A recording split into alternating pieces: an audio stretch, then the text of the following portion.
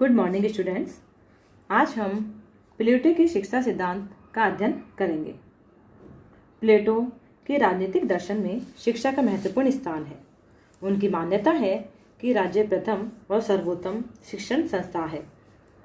प्लेटो एक लंबी शिक्षा प्रणाली की व्यवस्था शासकों व सैनिकों के लिए करता है, जो उन्हें भीतरी व मानसिक रोगों से मुक्त कर देगी ताकि वे भ्रष्ट ना हो सके। प्लेटो मानसिक रोगों के उपचार के लिए शिक्षा प्रणाली की व्यवस्था बताते हैं। प्लेटो ये मानते हैं कि शासकों और सैनिकों को सुशिक्षित कर दिया जाए तो उनकी आत्मा जगमगा उठेगी और फिर वे अच्छाई और बुराई का अर्थ समझ सकेंगे। प्लेटो ने समाज के ऊपरी दो वर्गों के लिए विस्तृत शिक्षा प्रणाली बताई है। ये शिक्षा राजकीय विद्यालयों में दी जाएगी, जो अनिवार्य व निःशुल्क होगी।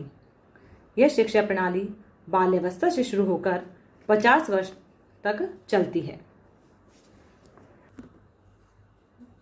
प्लेटो ने अपनी शिक्षा योजना को दो स्तरों प्रारंभिक शिक्षा तथा उच्च शिक्षा में विभक्त किया है।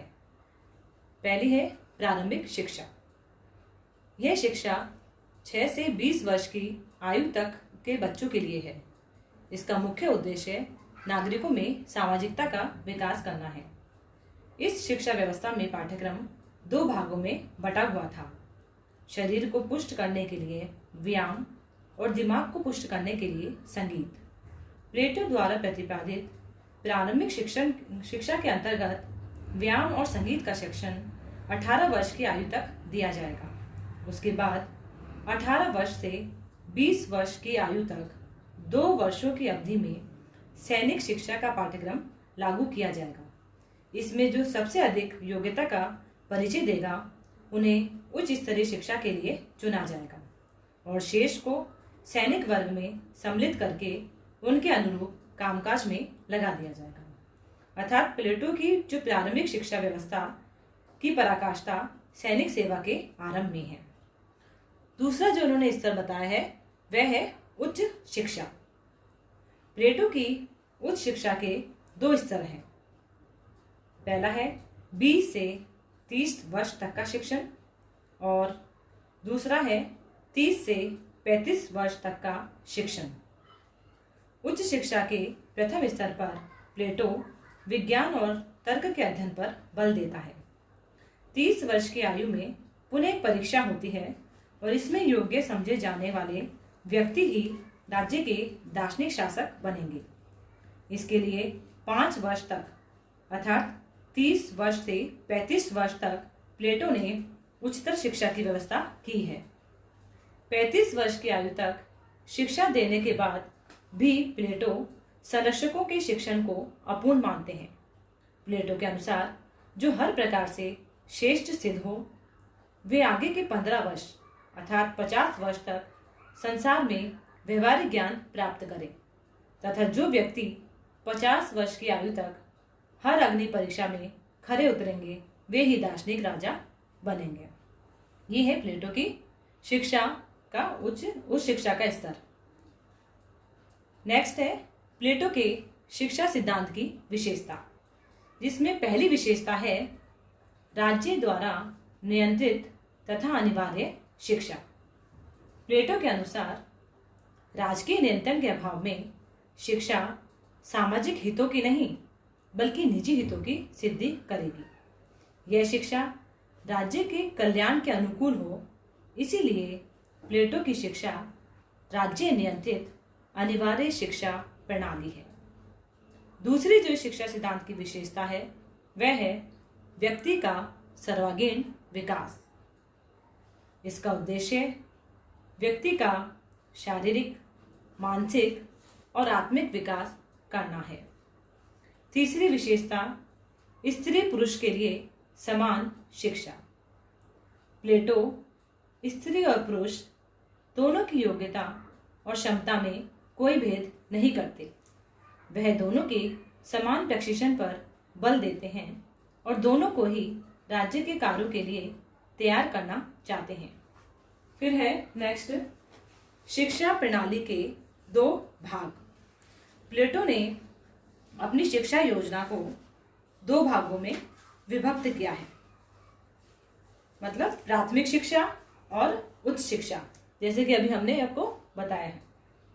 नेक्स्ट है शरीर और मन का विकास।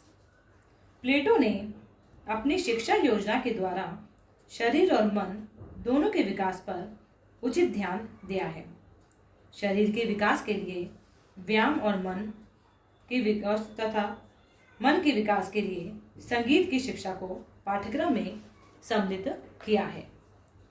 नेक्स्ट विशेषता है प्लेटो की शिक्षा सिद्धांत की शिक्षा एक दीर्घकालीन अनवरत प्रक्रिया, अर्थात प्लेटो की शिक्षा योजना 50 वर्ष तक की लंबी अवधि तक चलने वाली शिक्षा है।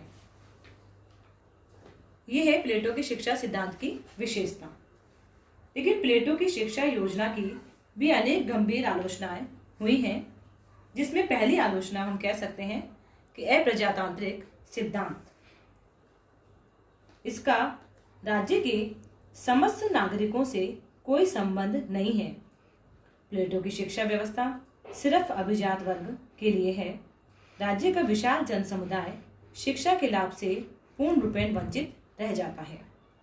दूसरी जो इसकी आलोचना दी जाती है कि सर्वाधिकारवादी एवं कला विरोधी, अर्थात इसके अंतर्गत कवि और कलाकार को राज्य के नियंत्रण में जकड़ने का प्रयास किया गया है।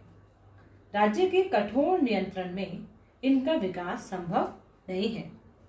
तीसरी जो आलोचना है वो है शिक्षा की अवधि अत्यधिक लंबी। प्लेटो की शिक्षा योजना की अवधि लंबी है।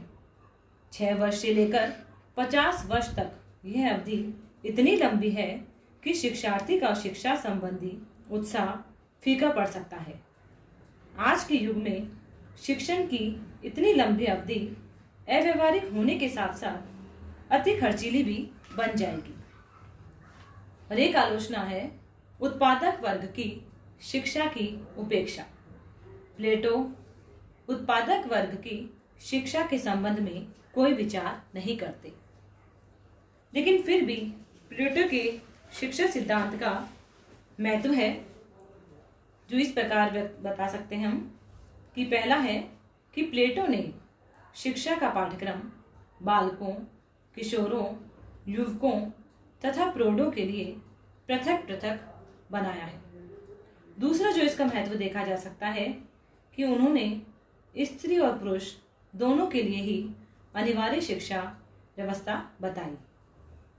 तीसरा है मानव का सर्वांगीण विकास, अर्थात प्लेटो की शिक्षा व्यवस्था से मनुष्य का सर्वांगीण विकास होता है। यह है प्लेटो का शिक्षा सिद्धांत। धन्यवाद।